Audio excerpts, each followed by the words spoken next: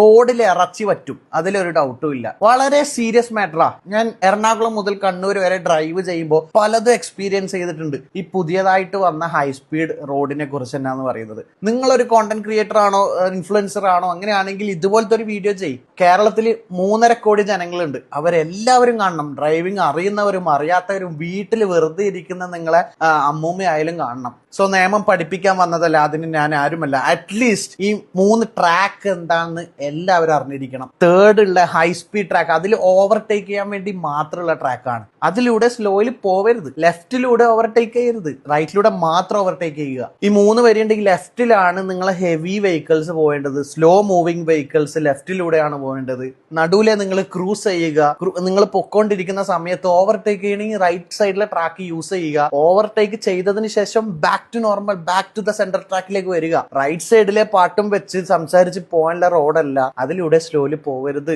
അതേപോലെ road cross ചെയ്യാൻ ഒരു ഓപ്ഷനും ഇല്ല ഇവിടെ. ആൾക്കാർക്ക് ക്രോസ് ചെയ്യാൻ പാടില്ല. അത് നിങ്ങളെ വീട്ടിലുള്ളവർക്ക് പറഞ്ഞു കൊടുക്കുക. നിങ്ങൾ വയസ്സിൽ മൂത്തവരുണ്ടാവും, ഡ്രൈവിംഗ് അറിയാത്തവരുണ്ടാവും, പുതിയതായിട്ട് ഈ റോഡ് കാണുന്നവരുണ്ടാവും. കേരള 100% ലിറ്ററസി റേറ്റ് ഒക്കെ തന്നെയാണ്, എന്നാൽ ഈ കാര്യത്തിൽ വട്ടപ്പൂജയാണ്. കാരണം ഞാൻ നിങ്ങളെ പറയുന്നതല്ല, ഇത് ഓൾറെഡി ഒരുപാട് സംഭവിച്ചു കഴിഞ്ഞു. വലിയൊരു അപകടം ഒഴിവാക്കാൻ നമ്മളെല്ലാവരും ഒത്തുചേർന്നിരിക്കേണ്ടിയിരിക്കുന്നു. ആരൊക്കെ ഇൻസ്റ്റയിലും യൂട്യൂബിലും ഫേസ്ബുക്കിലും എവിടെയൊക്കെ വീഡിയോ ചെയ്യുന്നുണ്ട്, ഇതിനെ കുറിച്ചൊരു വീഡിയോ ചെയ്യുക. ചെയ്യാൻ പറ്റുന്നില്ലെങ്കിൽ ഈ വീഡിയോ എടുത്ത് നിങ്ങൾ റീപോസ്റ്റ് ചെയ്യുക.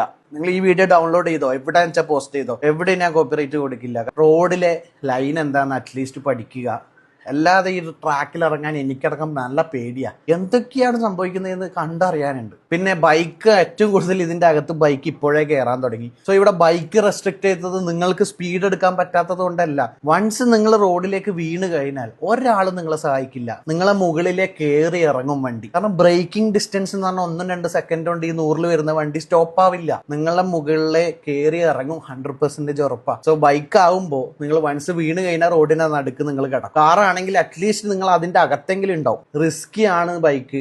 ഇനിയിപ്പം ബൈക്ക് കയറ്റിയിട്ട് ഒരു ആക്സിഡന്റ് സംഭവിച്ചതിന് നിങ്ങൾക്കോ ബൈക്കിന് ഒന്നിനും ഇൻഷുർ കിട്ടൂല. കാരണം നിങ്ങൾ ഇല്ലീഗലി ആണ് അവിടെ ബൈക്ക് ഓടിച്ചത്.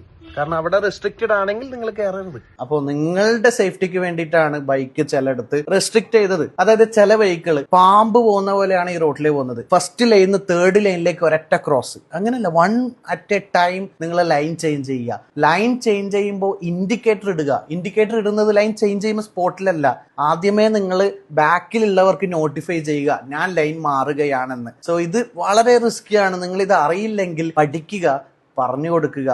സോ ഇത് സീരിയസ്ലി വലിയൊരു റിസ്കിലേക്കാണ് എല്ലാവരും പോകാൻ പോകുന്നത്. ഒന്നും പറയരുത്, കമന്റ് ഇടരുത്. ഞാൻ സേഫ്റ്റിക്ക് വേണ്ടി മാത്രം ചെയ്ത വീഡിയോ ആണ്. നിങ്ങൾക്ക് ഇഷ്ടമുള്ള പോലെ എടുക്കാം. Thank you so much.